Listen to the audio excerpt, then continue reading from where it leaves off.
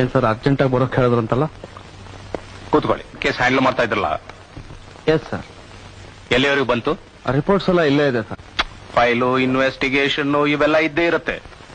ಮೇಲ್ನವರು ನನ್ನ ಕಿವಿನಲ್ಲಿ ಒಂದು ಗುಟ್ಟು ಹೇಳಿದ್ರು, ಅದನ್ನ ನಾನು ನಿಮ್ಗೆ ಹೇಳ್ತಾ ಇದ್ದೀನಿ. ಧರ್ಮಾಧಿಕಾರಿಗಳ ಮಗ ದೀಪಕ್. ಧರ್ಮಾಧಿಕಾರಿ ತುಂಬಾ ಶೂರ್, ಚಾಣಕ್ಯ ಇದ್ದ ಹಾಗೆ. ಅಯ್ಯೋ ಗೊತ್ತು, ಅವ್ನ ಇಡೀ ಜಾತಕ ನಮ್ಮ ಆಫೀಸ್ ಫೈಲ್ ಇದೆ. ತಮ್ಮ ಮನೆಗಳನ್ನ ನೆಟ್ಟಿಗೆ ನೋಡ್ಕೊಳಕ್ ಬರಲ್ಲ, ದೇಶನ ಉದ್ಧಾರ ಮಾಡಕ್ ಹೊರಟಿದಾರಂತ. ಇವ್ರನ್ನೆಲ್ಲ ನಿಜ ಹೇಳ್ತಿದ್ದೀನಿ ರಾವ್, ಒಂದ್ ಗನ್ ತಗೊಂಡ್ ಶೂಟ್ ಮಾಡ್ಬೇಕು.